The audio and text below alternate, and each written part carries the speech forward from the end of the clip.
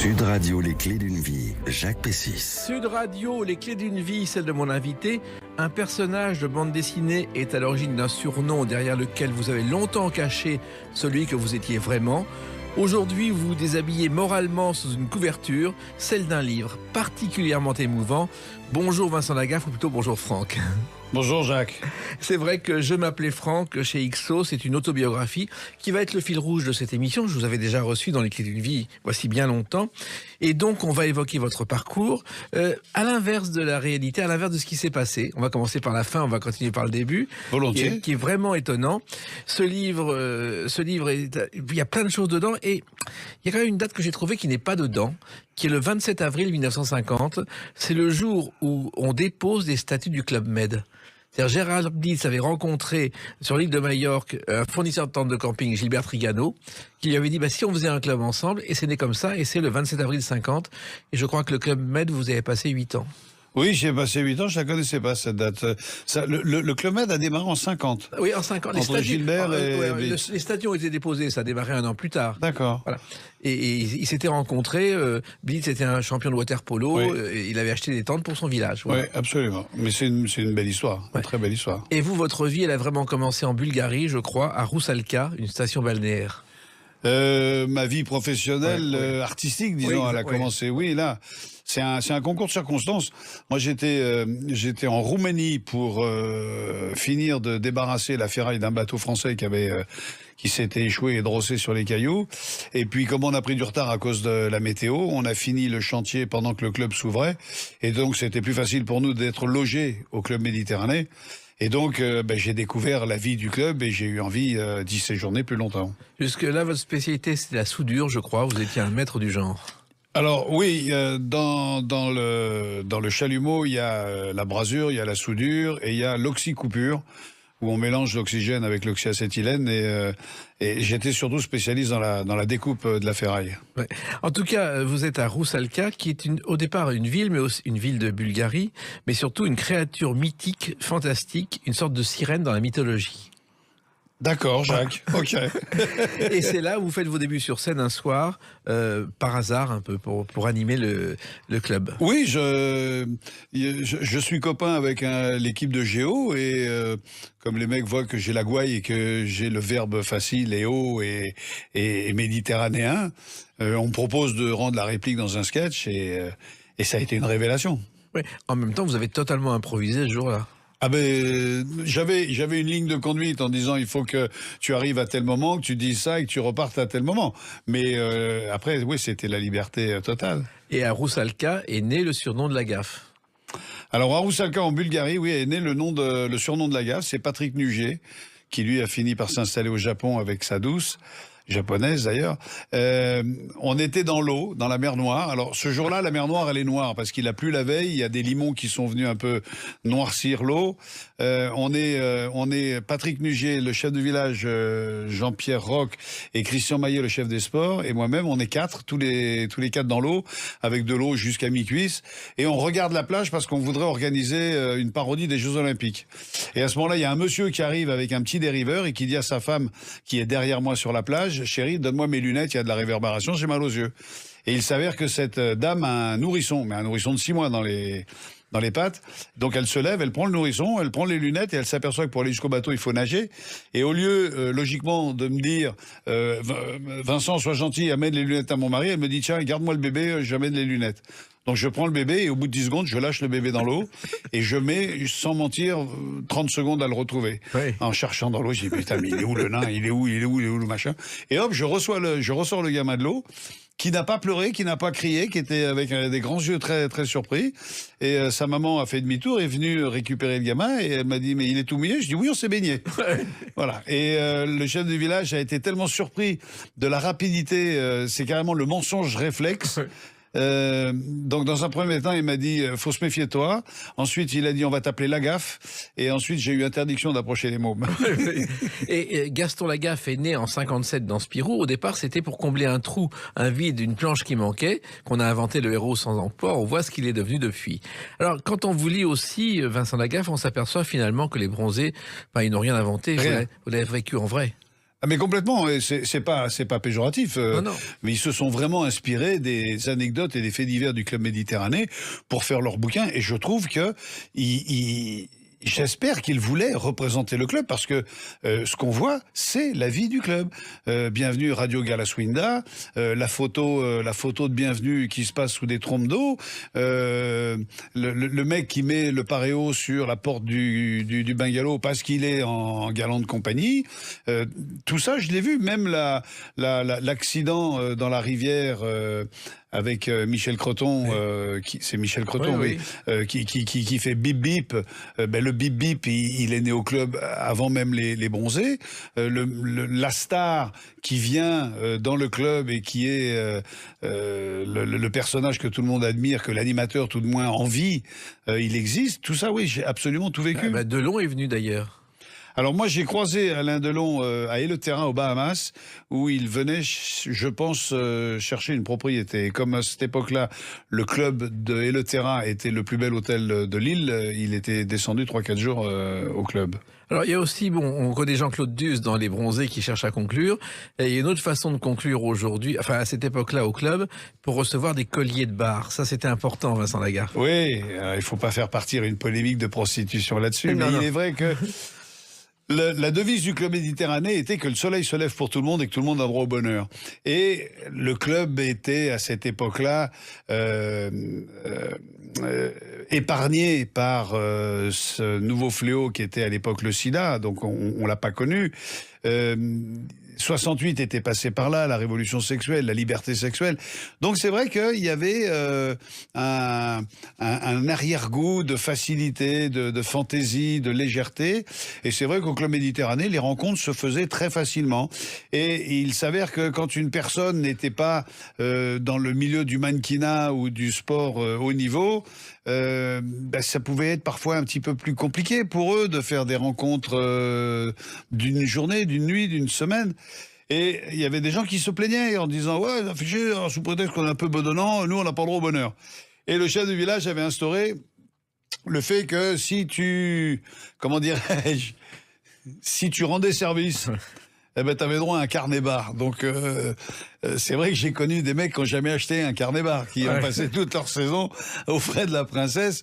Mais voilà, c'était gentillet, il y avait quelque chose de frais, il y avait quelque chose de bonnard là-dedans qui n'existe plus et qui n'existera plus, parce que imaginez bien un club de vacances maintenant qui pousse un petit peu à la consommation charnelle, ça serait un peu mal vu. Quand vous voyez que maintenant même le langage est hyper contrôlé. C'est autre chose. Alors, vous avez fait quand même quelques bêtises joyeuses à l'époque où on pouvait, Vincent Lagaffe, et il y en a une qui a été inspirée par un film. Il était une fois la Révolution, qui est un de vos films cultes. Ah oui. Et d'ailleurs, le héros s'appelle Sin parce qu'il admirait John Ford, qui était le vrai prénom de John Ford, Sergio Leone, et c'était Sin. Voilà. Alors là, je suppose que vous parlez de la saison au Maroc, où je sautais sur le toit du... Oui, ouais. Ça c'est un truc... Alors, c'est pas le fait de sauter sur... Alors, on avait un arche sur lequel on pouvait plus ou moins marcher, qui était l'entrée du village. C'était au Maroc, c'était une architecture marocaine, donc les bus rentraient dans le Club Méditerranée, rentraient dans le village du club en passant sous cette arche. Et moi, mon kiff, c'était d'être sur l'arche, et quand le bus passait sous l'arche, je sautais sur le bus, je me suspendais par les chevilles à la galerie du bus et je descendais le long du bus pour passer ma tête donc à l'envers pour regarder les gens dans le bus. Et ça faisait un effet bœuf. Et la première personne que j'ai surprise, c'était un jeune ado, qui a été emballé par la folie de l'animateur. Et puis cet ado, il a été conquis par le Club Med, donc il est resté avec nous un petit peu comme Géo au père. Je crois qu'il s'occupait du mini club ou quelque chose comme ça. Et puis je l'ai retrouvé quelques années plus tard. Et puis ensuite, j'ai eu la chance de le retrouver sur RMC Découverte dans une émission qui s'appelait Top Gear.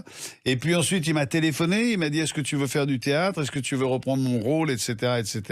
C'est devenu un de mes meilleurs amis. Il s'agit de Philippe Lelouch. C'est drôle, comme quoi le hasard. Alors, moi, je me souviens, je suis allé une seule fois au Club Med et qui j'ai vu Lagaffe un soir, je vous ai vu à Vittel. Ah oui, oui, oui. Vous faisiez des spectacles à Vittel. J'y suis allé 2 fois. Voilà. Et je crois que c'est à cette époque-là que vous avez rencontré une femme qui a changé votre vie, qui se prénommait Danielle.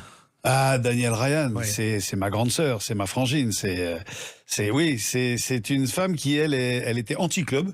Alors vraiment, c'était pas son truc du tout. L'humour potage du Club Méditerranée, c'était pas son truc du tout.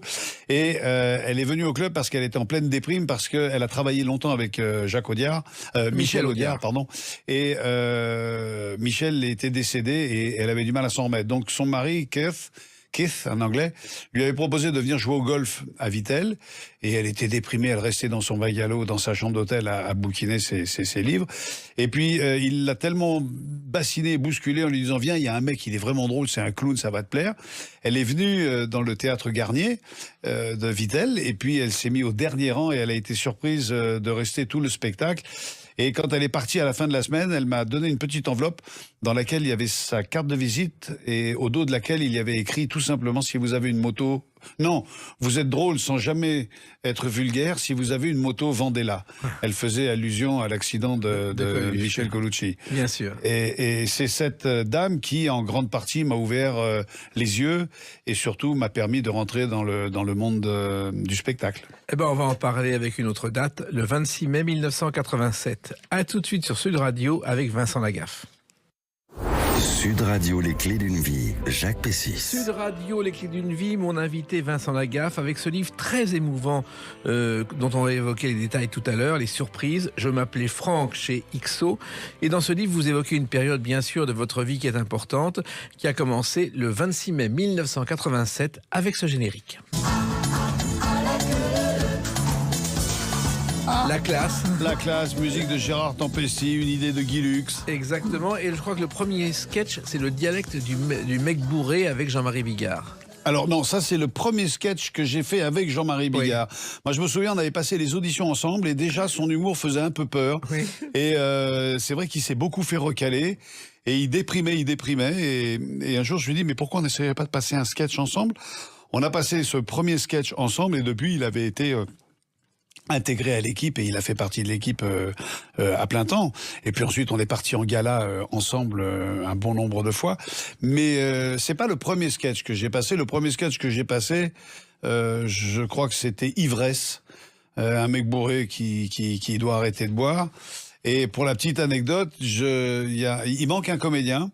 Et donc, Sandra Blacher, l'assistante de Guy Lux, me demande si je peux passer un deuxième sketch pour l'émission suivante. Je passe un deuxième sketch, une histoire drôle, parce que toutes mes sketchs étaient à base d'histoires drôles.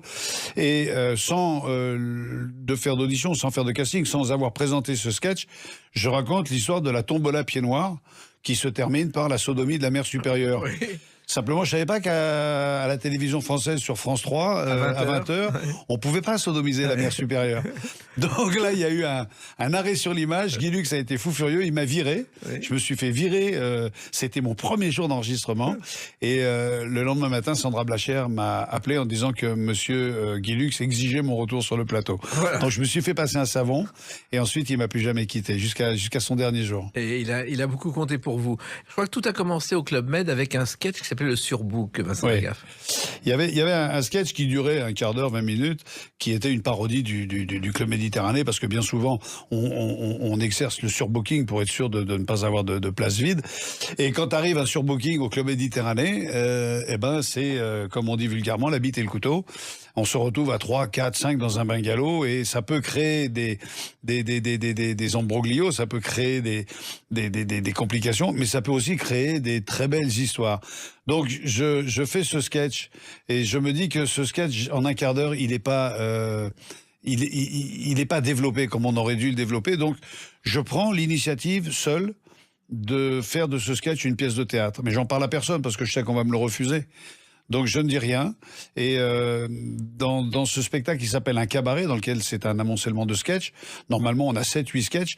Et là je mets une chanson en playback qui s'appelait Le Moumous amoureux, qui avait été fait par Alain, le chef des sports. Derrière, alors donc le chef de village arrive, il regarde pas la régie, il lance le premier sketch.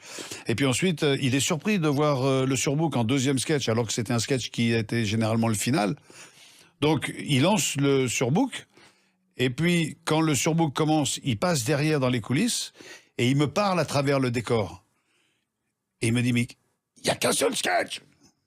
Et moi, je suis dans le début du sketch où je suis allongé dans le lit, donc je peux lui répondre discrètement. Et là, je me fais insulter, mais incendier, alors que je suis sur scène en public. Et c'est la première fois que je vais faire ce truc. Mais je me fais démolir. Et il me dit, tâche d'être bon, sinon c'est charter. Ouais. Et à la fin du spectacle, donc il vient, il présente, les gens standing ovation, j'étais ravi, je pleurais de joie. Tous les gags, tous les sketchs, tous les trucs que j'avais mis en place ont fonctionné. Et en sortant du spectacle, tout le monde lui dit, putain, c'est génial, le mec que t'as trouvé, il est terrible, c'est génial, la gaffe. Et il me dit, tu as de la chance, tu t'en sors bien. Et là, j'ai cette phrase qui m'est restée, je dis non, c'est pas de la chance, c'est du talent. Voilà. Et je viens de m'en apercevoir. Alors, vous parliez du Mousse amoureux que vous avez passé en playback, mais en fait, au départ, c'est une chanson d'André Valtier. C'était un gaga, c'était un garçon. Il était mou, il était moussaillon. Il avait l'air con, constamment hébété, car il était curieusement conformé. J'ai interviewé ce garçon pour une émission de télévision. C'était un comédien raté. Il a fait un seul film dans sa vie avec Simone Signoret. Et cette chanson a été son seul succès. C'est vrai, c'est vrai. Alors, il y a deux personnes là-dedans. Il y en a une qui m'est très cher, c'est Pierre Rep. Ah oui. Qui faisait beaucoup de sketchs, qui a passé d'ailleurs toute sa carrière à bégayer. Et Daniel Ryan m'a fait rencontrer Madame Rep, qui m'a donné un sketch que Pierre avait écrit et qui n'avait jamais été interprété. Et ça a été pour moi un cadeau de la... Oui, c'était divin d'avoir ce truc-là. Alors, vous avez aussi joué et chanté dans des lieux très particuliers. Je crois que les maisons de rendez-vous ou les bars un peu louches de Pigalle... Alors, Jacques, appelons un chat un chat. Ouais. Une boîte à cul. Une boîte à cul. Vous avez chanté, vous avez joué des sketchs dans les boîtes à cul. Alors, oui, quand je me suis pointé la première semaine, j'habitais sur le canapé de ma grand-mère, oui. Et il était hors de question de vivre au crochet de ma grand-mère. C'était juste pas... C'était pas viable pour moi, ça tenait pas la route. Donc, je traînais beaucoup le soir. On m'avait dit, ouais, les cabarets, c'est Pigalle, c'est Clichy, c'est Rochechouart, c'est la butte Montmartre. Donc je me pointe et je vais voir chez ma cousine, je rentre chez Plumeau, je rentre au pied de la butte, je rentre dans tous ces trucs-là et on ne vous prend que sur audition et j'ai pas encore l'occasion de faire une audition. Et puis je passe devant le Moulin Rouge. Et évidemment, la bouteille de champagne, elle est pour moi inabordable. Et en passant devant le Moulin Rouge, je suis sur sur la place, la place Blanche, et il y a à l'époque 3 boîtes de charme qui sont le Cupidon, le Tabaris et le Vénus. Oui. Et je me fais alpaguer par le rabatteur. Je rentre là-dedans. Je suis surpris de m'apercevoir qu'en descendant sur l'escalier dans la moquette, ça fait une... Et alors, c'est les filles, les entraîneuses qui, pour ne pas finir ivre-morte, jettent discrètement le contenu de leur verre sur la moquette pour ne pas être bourré en fin de soirée. Et je rencontre un mec qui s'appelle curieusement Franco, un Corse, qui fait partie du milieu de la nuit. Et comme je l'explique, il fait partie du monde du fais pas chier. Quand tu vois sa gueule, tu comprends bien que tu fais pas chier. Et je vais le voir, je lui dis, c'est vous le patron? Il dit, pourquoi? Et je dis, parce que j'aimerais bien passer un sketch chez vous. Et là, il est surpris, parce qu'à part le pole dance et le striptease, il se passe rien chez lui. Et donc, il fait venir tous les autres directeurs de boîtes qui ont tous la même gueule, qui font tous partie de la section « Fais pas chier ». Je passe mon sketch, et c'est un carton. Et donc, il me dit, tu passes chez moi toutes les 2 heures, tous les soirs. Et donc, c'est comme ça, et je gagnais 30 francs à l'époque pour mon sketch. Donc, je passais 3 fois, j'ai fait les 3 boîtes, donc je gagnais 9 fois 30 francs. Et d'un coup, en une semaine, je me suis retrouvé autonome. Voilà. Et moi, je me souviens aussi de ce quartier où le maître des lieux, c'était Pierrot le boxeur au Cancan, rue de Douai. Si on avait un problème, on disait qu'on vient de la part de Pierrot boxeur et on était tranquille. Alors moi, je l'ai pas rencontré, mais je connaissais le nom. Mais après, très vite, j'ai eu la chance de bosser pour Jean-Jacques Hubert, qui était corse également, qui tenait le plus gros cabaret qui s'appelait Le Canotier, enfin au pied de la butte et après Le Canotier. Et lui, c'était le chef des « tu fais pas chier ». Donc à partir du moment où tu étais sous son aile, il ne pouvait rien t'arriver. D'ailleurs, je raconte l'anecdote du mec qui m'a braqué et qui est revenu le lendemain m'amener son argent avec ses excuses. Oui, elle est dans ce livre, Je m'appelais Franck. Puis il y a quelqu'un qui a beaucoup compté dans votre vie, c'est celui-ci. Moi, je m'appelle Z6PO, interprète des données cyborg. Le personnage était très Roger Carrel, qui a beaucoup ri. Moi, je n'ai jamais autant ri qu'avec Roger Carrel. Un jour, il a passé une petite annonce pour vendre sa femme. Et il y a eu des réponses. Oui, Roger, je l'ai rencontré 2 fois, mais j'étais venu avec à l'époque, je parle de la VHF, de la VHS, pardon. J'étais arrivé avec une cassette vidéo dans laquelle je faisais le sketch qui est devenu par la suite le sketch du singe. C'est Daniel qui m'a dit, est-ce que je peux garder la cassette pour la montrer à un ami? Elle l'a montré à Roger Carrel, qui a voulu me rencontrer parce que j'avais une visuelle, un gestuel qu'il avait beaucoup séduit, et il m'avait dit, j'en suis tombé de ma chaise. Donc, ne lâchez rien, continuez à... De continuer. Et il y a aussi une audition que vous avez passée au Crazy Horse Saloon.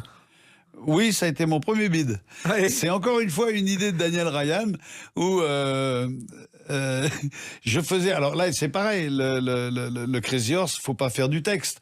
La plupart des clients sont étrangers, donc il faut faire du visuel. Et j'étais venu avec un sketch sur le golfeur qui était un véritable numéro de clown, mais trop clownesque pour Alain Bernardin, qui m'a regardé, qui m'a applaudi. Il y avait Love Amour qui était là aussi à cette époque-là, et qui m'ont dit non, honnêtement, je me vois pas vous mettre entre 2 numéros de striptease, c'est juste pas possible. Et pourtant, je sais s'il aimait prendre des comiques. Il y avait beaucoup d'attractions drôles, mais il m'a dit non, je peux pas. Ça a été le bide absolu. Mais Raymond DeVos a débuté chez lui. Oui. Quand il faisait ses sketchs, et Charles Aznavour aussi a chanté chez lui, mais tout au début du Crazy Horse. Après, ça a changé. Absolument. Il y a eu d'autres choses importantes dans votre vie, et il y a une date encore très importante, c'est le 20 février 1990. On en parle tout de suite sur Sud Radio avec Vincent Lagaffe.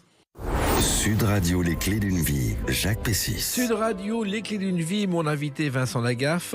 Publier cette autobiographie bouleversante, c'est le mot chez XO, je m'appelais Franck. Vous évoquez votre carrière. On parlera de votre jeunesse tout à l'heure, qui est quand même très particulière et tout à fait inattendue. Et là, je reviens à une date, le 20 février 1990.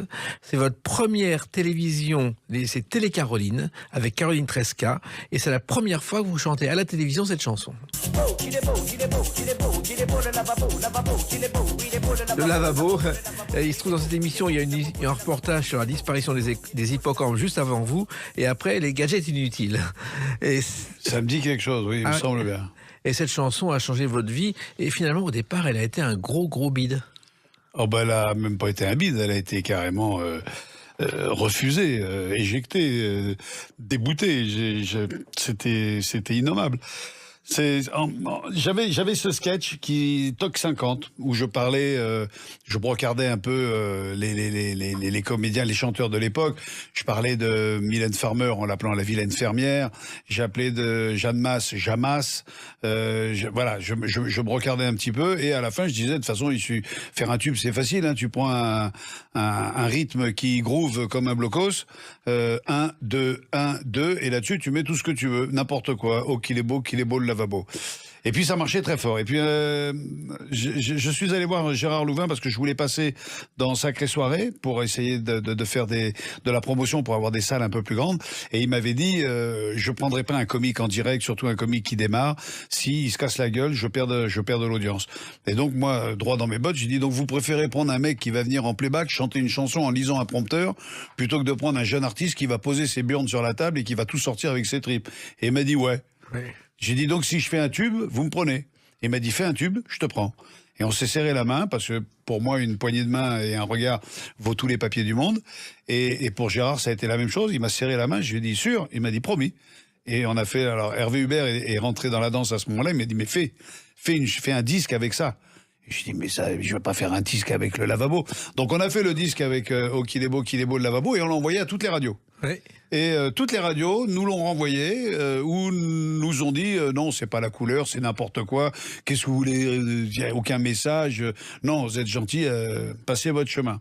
Et je rencontre un mec qui s'appelle Dimitri, qui est DJ à la boîte Pont d'Orly. Oui, qui est une seule boîte de nuit près de Paris, qui soit avec à côté de 5 casernes de CRS. Exactement. Ouais. Donc on n'était pas emmerdés là-bas. Et je passe le voir à 2h du matin et il me montre ce qu'il arrive à faire avec le lavabo. Donc on décide de réimprimer le disque avec les modifications qu'il lui a apportées. Et là, il a l'idée de génie. Il me dit, tu t'es fait envoyer chier par toutes les radios, on va zapper toutes les radios. On va envoyer ce disque à toutes les discothèques de France. Et on a envoyé ce disque à toutes les discothèques de France, ça a été un succès immédiat. Et le lundi matin, les gens allaient dans les Fnac, dans les points de vente chez les disquaires, en disant, est-ce que vous avez le lavabo de la gaffe ? Et là, d'un coup, il a fallu represser le disque.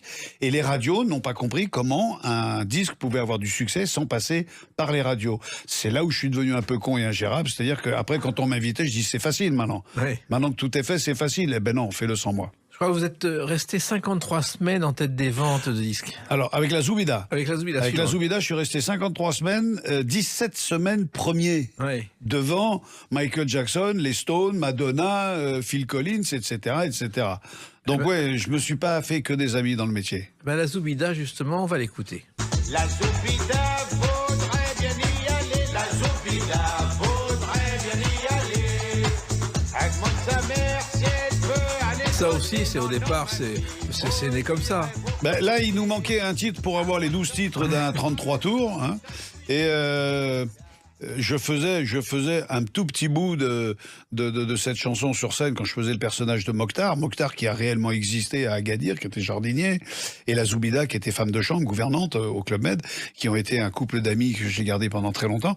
Et oui, on a écrit ça, franchement, en 10 minutes à la fin du repas, alors qu'on était en enregistrement, on avait fait une coupure, on a emmené tous les musiciens à bouffer, et à la fin du repas, j'ai pondu ça en disant, allez, on va se chanter ça rapidement, sans répéter, sans rien.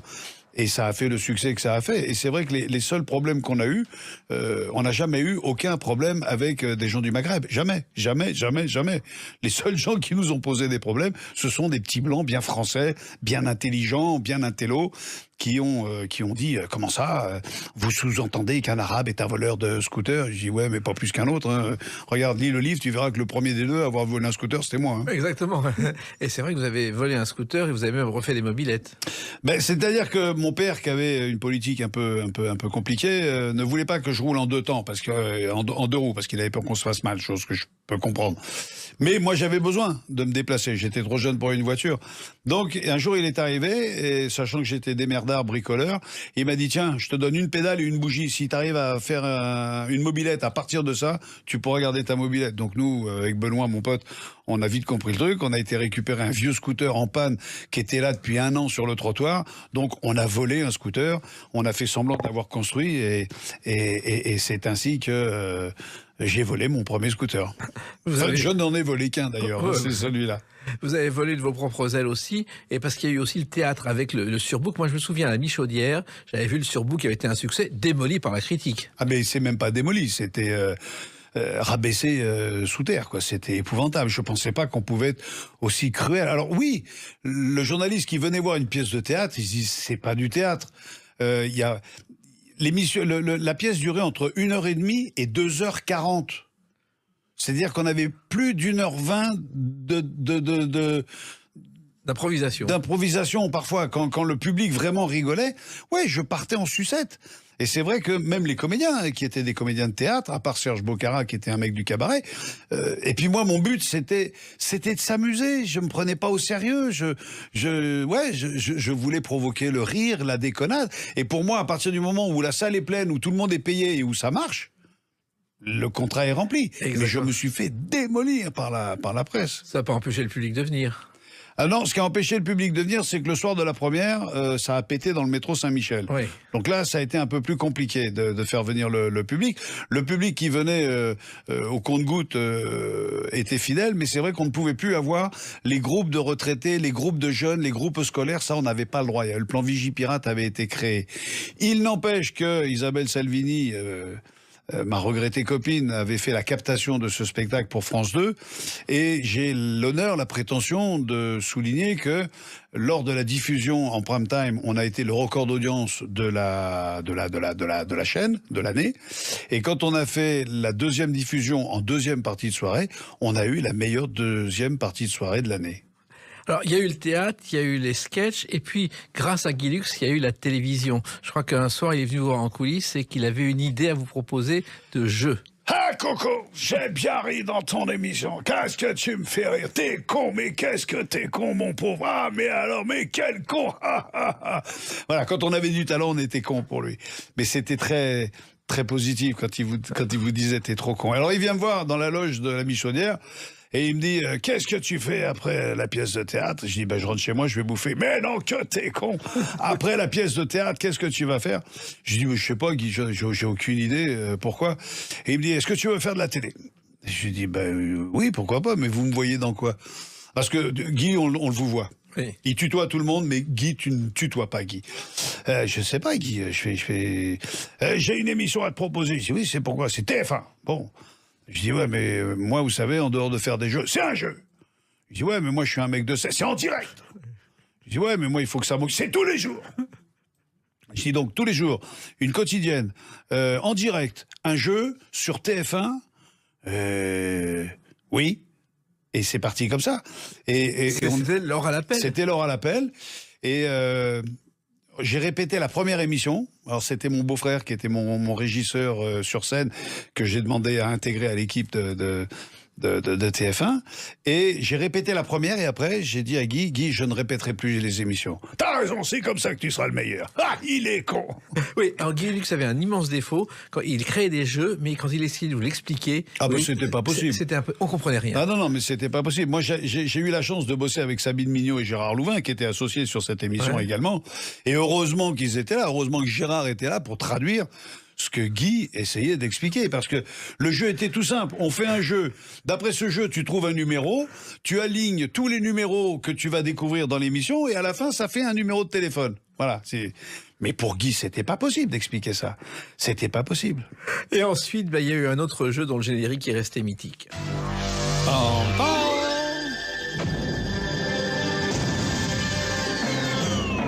le Big Deal, c'est vous-même qui avez expliqué le règlement à Patrick Lelay, patron de TF1, Vincent Lagaffe. Alors, je me fâche avec Gérard Louvain.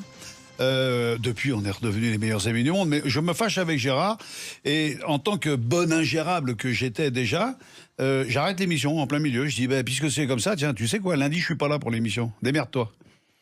Et donc, ça a posé quand même un problème à TF1, qui m'a appelé, qui m'a dit, Vincent, t'arrêtes l'émission, c'est ton problème. Nous, tu nous dois encore 1 an et demi de contrat, parce que j'avais 3 ans de contrat avec eux.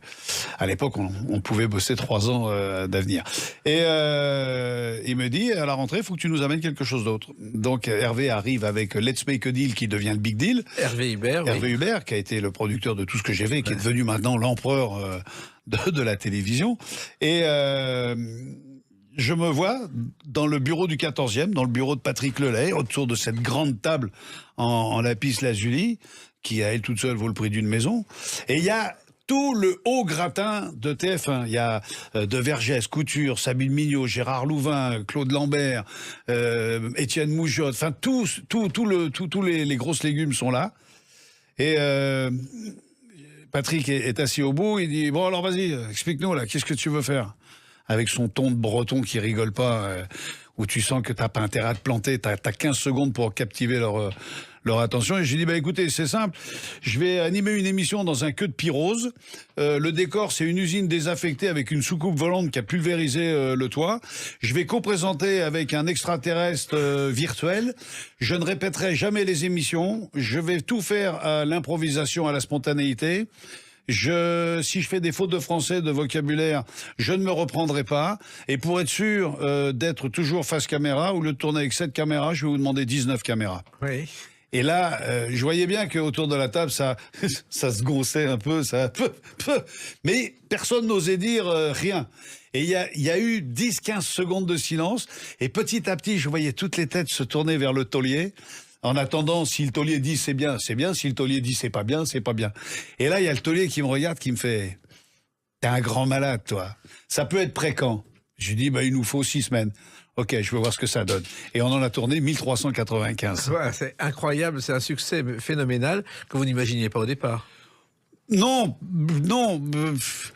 On avait juste envie de s'amuser, et on savait qu'on allait nous donner les moyens de s'amuser. Mais de là à se dire, on va en faire 1400 et je vais rester 18 ans à 19h sur TF1, Mais qui peut se dire ça? Ou alors c'est l'empereur de la prétention. Mais on peut pas se dire je vais rester 18 ans au top du top. Ça n'existe pas, on peut pas. Ben, ça a existé comme tout le reste de votre vie et surtout le début qu'on va évoquer à travers une autre date, le 23 mars 2023. À tout de suite sur Sud Radio avec Vincent Lagaffe. Sud Radio, les clés d'une vie. Jacques Pessis. Sud Radio, les clés d'une vie, mon invité Vincent Lagaffe. On a parlé de votre carrière de télévision, mais il y a beaucoup de choses qu'on croyait savoir sur vous. Et pour la première fois, on découvre quelque chose d'étonnant dans ce livre « Je m'appelais Franck », qui est sorti le 23 mars 2023 chez XO, qui est un pavé dans lequel vous racontez une partie totalement inattendue de votre vie, car au départ, vous appelez Franck et vous avez décidé de raconter votre vraie vie, ce que vous n'aviez jamais fait jusqu'à maintenant. Comme dit Philippe Lelouch, je me suis mis à poil. Oui. Voilà, j'ai mis 40 ans avant de me décider à dire exactement. La chronologie exacte, c'est... Il y a un moment, quand vous avez du succès, comme j'ai eu la chance d'en avoir, et que malgré ce succès, on dit de vous que vous n'êtes qu'un comique de base, que vous êtes un comique troupier, que vous êtes juste bon à animer un fin de repas de communion, que vous êtes juste bon pour le cirque. Et Dieu sait si j'aime mon pote Gilbert Grus et que ça fait partie de mes regrets de ne pas avoir fait une tournée de cirque. Mais il y a un moment, j'en ai eu vraiment marre de dire aux gens, mais pourquoi vous dites que je suis un comique de base ? Et regardez les résultats de la télé. Comique de base, il touche 50% de la France, donc vous pouvez dire qu'il y a la moitié de la France qui aime mon humour potache. Arrêtez de dire que c'est un humour bas de gamme. Et puis, à force d'en parler à droite à gauche, les mecs disent mais s'ils connaissaient réellement ta vie, ils diraient pas ça. Donc j'ai décidé de faire ce bouquin en expliquant bien mon parcours et en expliquant surtout que j'ai jamais cherché à faire ce métier. Mais vraiment, et encore aujourd'hui, je suis surpris de voir que ce métier me court après. Il y a 10 ans que j'ai arrêté la télé. Jacques, je suis encore devant vous 10 ans après à parler du métier, du show business. On est encore en train de me proposer des trucs. Certes, je ne joue plus devant 5-6 millions de téléspectateurs, mais on est toujours là. Donc, il y a un moment, j'avais envie de dire aux gens, mais c'est le métier qui m'a couru derrière. Je vais quand même pas lui dire, casse-toi, je veux pas de toi. Mais surtout, avec ce livre, Je m'appelais Franck, on découvre la réalité de votre parcours, qui a démarré à Bernay, je crois. Vous êtes né à Bernay. Oui, en Normandie. Ouais. Et vous savez que Bernay, c'est là où Édith Piaf, dans une maison close, a été élevée quand sa mère l'a lâchée, et par les pensionnaires. Et c'est dans cette maison close que Gaston Lenôtre a connu sa première histoire d'amour. À Bernay. Mais vous êtes l'encyclopédia universalis à vous tout seul. Hein. Ah ben, ce genre d'informations, c'est rare de les connaître. Ben oui. Alors, ce qu'on apprend dans ce livre, on va pas tout dévoiler parce qu'il faut le lire absolument, c'est d'abord qu'à 1 mois et demi, vous avez failli ne pas naître. Hein. Alors d'abord, c'est le point commun qui me relie à Depardieu, c'est qu'on a survécu au faiseur d'ange. Oui. Un faiseur d'ange à l'époque, c'était un toubib ou une toubib qui était spécialiste dans l'avortement à l'aiguille à tricoter. C'est vous dire, 1, l'hygiène, 2, la douleur, ouais. 3, le traumatisme que ces femmes pouvaient vivre. Mais moi, il n'a pas réussi à me choper, il n'a pas réussi à me décrocher, je me suis accroché. Et comme je dis dans le livre, déjà, fallait pas me faire chier. Oui. Donc oui, j'ai survécu à l'avortement. J'ai passé, contrairement à ce que j'ai dit dans d'autres émissions, sous l'effet un peu de l'émotion, j'ai pas passé 2 mois et demi avec ma mère, j'ai passé presque 6 mois. Dont une grande partie à la clinique du Belvédère à Rouen. Où il y avait le docteur de Minibus, le père de Cécile, oui. qui présente Les Vraies Voix tous les jours avec Philippe David sur Sud Radio. C'est incroyable. Ça, incroyable. Ouais, mais il y a des trucs comme ça dans ma vie. Mais je le dis aussi, je ne crois pas au hasard ou aux coïncidences. Pour moi, la vie est dessinée et avec moi, elle a été taquine. Mais donc oui, je me retrouve très très malade, puisque aujourd'hui, à 63 ans, j'ai un demi-poumon complètement cramé qui ne s'ouvre plus. D'où parfois ces râles et cette respiration un peu saccadée, mais qui m'a pas empêché de faire une carrière de sportif en parallèle. Je me retrouve avec cette femme à Bernay. Elle a pas le sou. Elle est pas à la rue, mais elle est vraiment démunie. Elle est fille-mère du sud de la France qui se retrouve en Normandie, c'est-à-dire qu'elle est brune aux yeux noirs parmi les blonds aux yeux clairs. C'est pas très facile. Elle vit avec un père qui l'a abandonné suite au fait qu'il a fallu qu'il parte faire la guerre, qu'il a été prisonnier de guerre, que là-bas il a rencontré une Allemande à qui il a fait 2 enfants.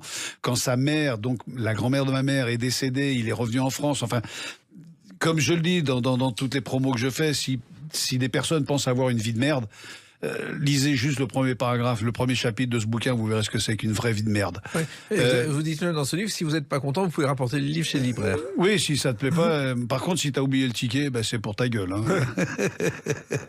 Alors, ce qui est étonnant, c'est que vous racontez cette histoire parce que vous avez été un jour adoptable.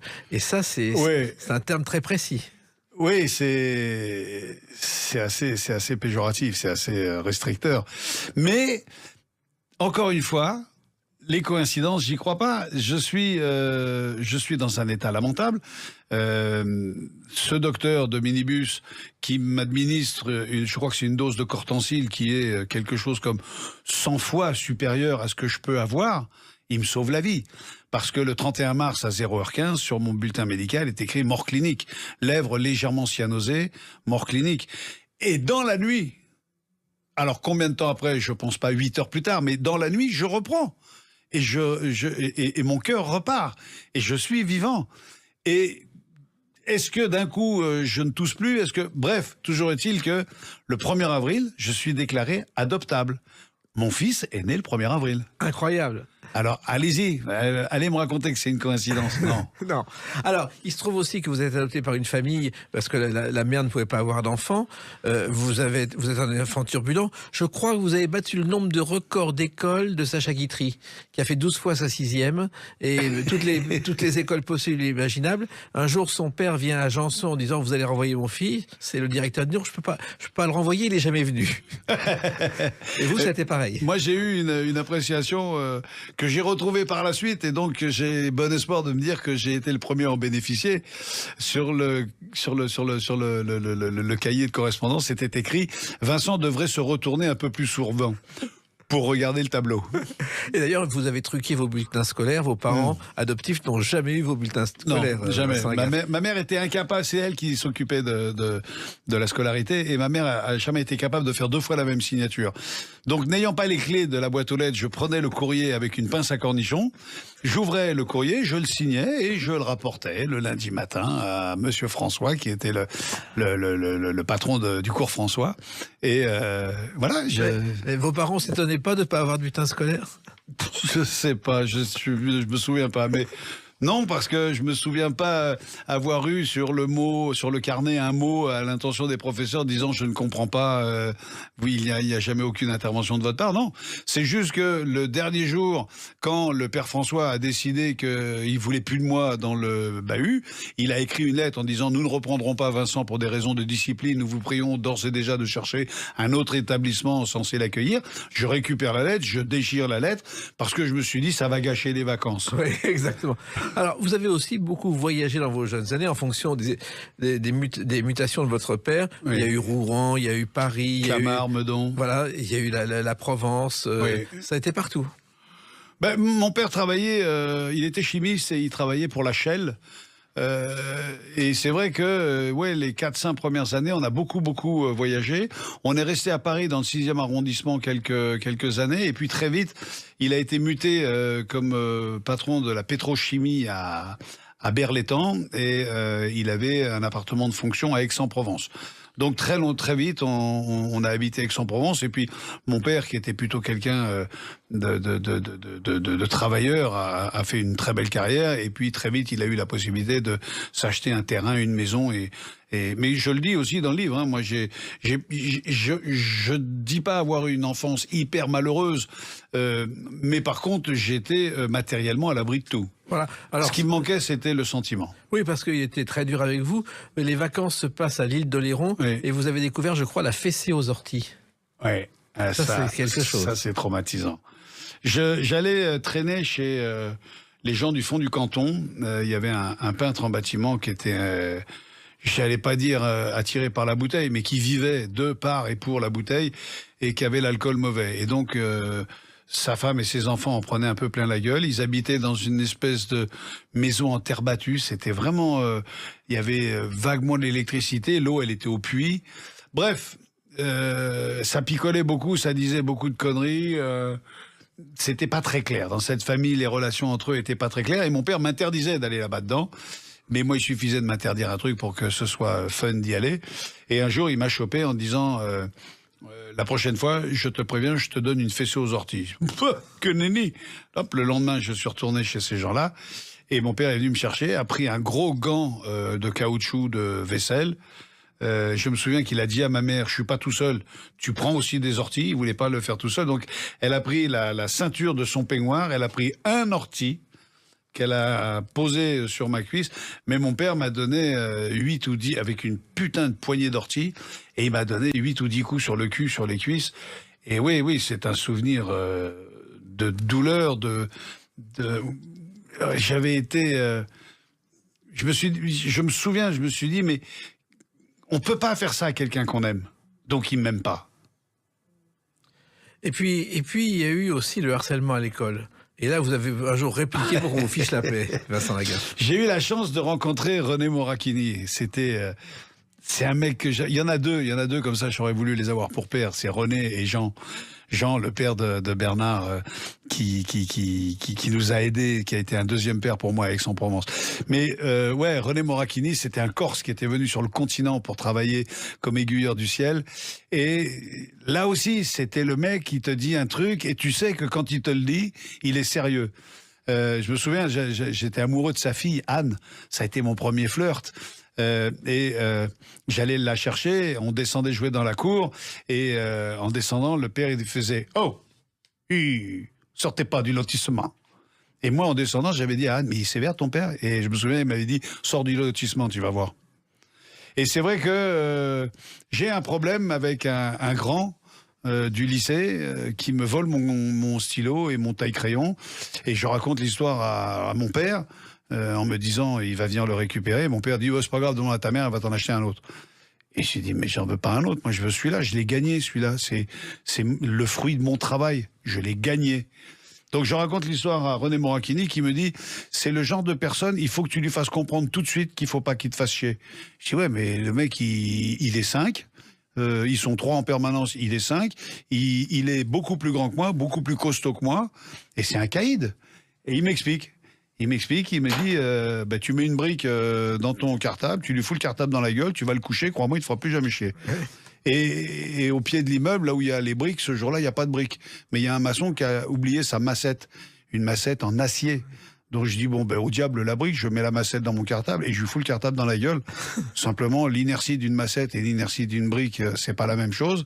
Je couche le gamin, tellement je mets des faits, je couche le deuxième. Et évidemment, c'est moi qui suis passé pour le tyran et je me suis fait virer du lycée. Non, je me suis pas fait virer du lycée. Il y a eu confrontation entre les parents de ce jeune homme et mes parents. Le père de ce jeune homme m'a laissé une impression. Je me suis dit, mais voilà quelqu'un de juste, voilà quelqu'un de franc, voilà quelqu'un d'honnête qui lui a expliqué les choses de la vie. Et je me souviens que j'étais devenu le petit blanc à pas faire chier. Et que mon père était monté voir René Morachini pour lui dire mais c'est pas des conseils à donner, etc. Et donc il est parti dans un monologue où il l'engueulait, etc. Et lui, en tant que vrai Corse ajaxien, et quand il a eu fini, il a fait ça y est, tu as fini. Si tu t'en étais occupé le premier jour, on n'en serait pas là. Et là, il se tourne vers moi, il me fait et toi, je t'ai dit une brique, pas une massette. Et voilà. Il y a beaucoup d'histoires dans ce livre. Il y a notamment le jour où vous avez appris que vous appelez Franck, car vous l'avez découvert sur le tard. Oui, c'est mon père. Je posais des questions parce que il me parlait jamais de mon adoption. Il m'avait juste dit que j'étais un enfant adopté. Mais je voulais en savoir plus. Je voulais essayer de comprendre. Et puis, les années faisant, le temps passant, en entendant les témoignages de différentes personnes adoptées, en voyant que la télévision, la radio, les journaux s'épanouissaient et qu'on pouvait parler de plein de choses, j'ai eu une angoisse dans ma vie. J'ai eu très peur d'être l'enfant d'un inceste ou d'un viol. Et je voulais surtout pas apprendre que mon père était mon grand-père.